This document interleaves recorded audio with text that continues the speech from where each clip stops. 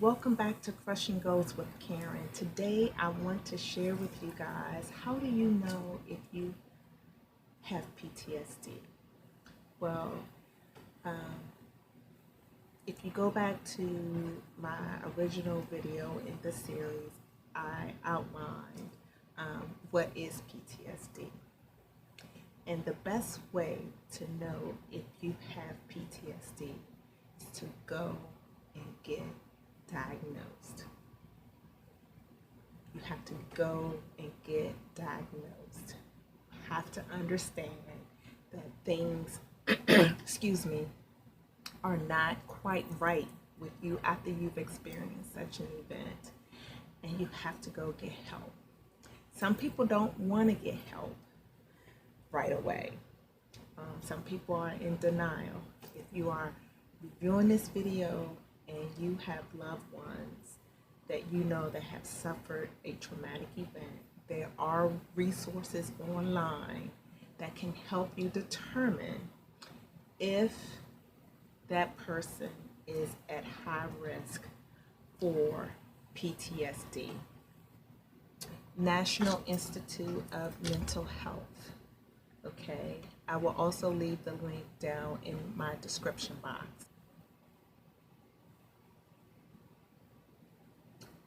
As I previously stated, some people will experience PTSD after a traumatic event and some people will not.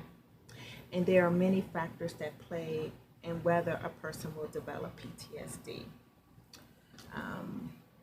Here are some of the factors that will increase the risk of PTSD.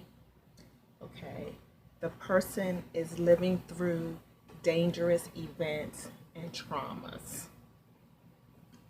To me, that means that it's a constant living of these events and traumas. It's constantly happening. You're getting hurt, seeing another person get hurt, or seeing dead bodies. Okay, childhood trauma, feeling horror, helplessness, or just extreme fear. Having little or no social support after the event.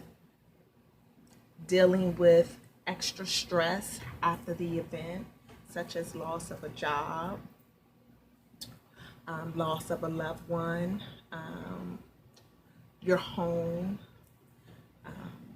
So dealing with those extra life stresses after you have encountered an event can also be high risk.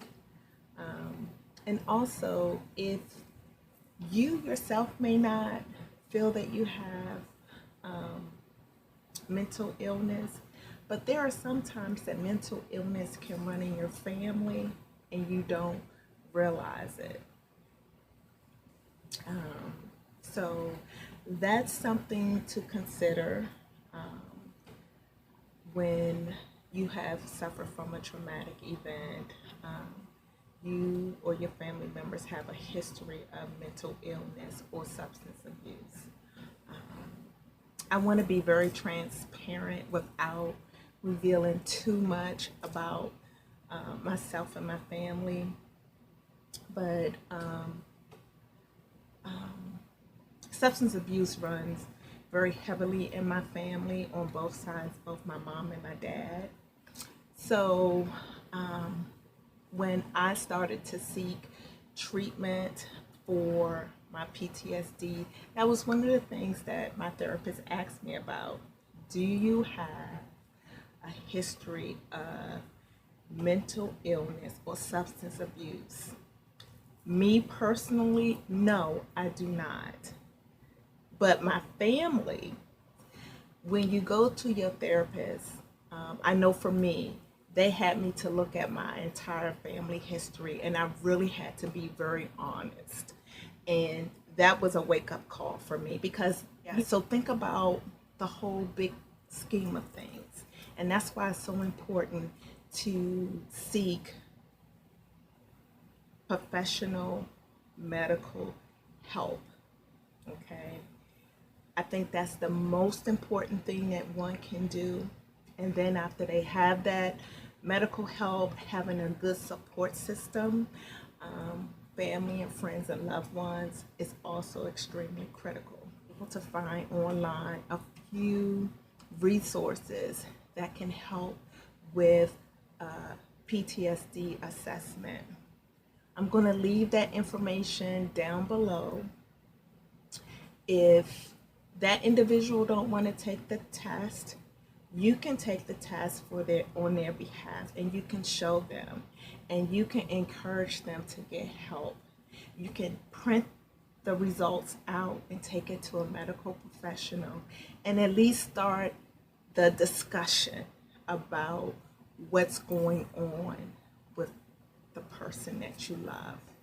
I know for me, it was my mom who helped me see and realize that I needed to get some professional assistance. So for that, I'm thankful. And I want to encourage you, if you have a loved one or you yourself is going through some of these symptoms that I've discussed in my previous videos, please go get the help that you need. It's not too late. You can definitely live a very strong and productive life with PTSD. Okay, I want to thank you so much for watching, and if you found this video informative, give it a thumbs up.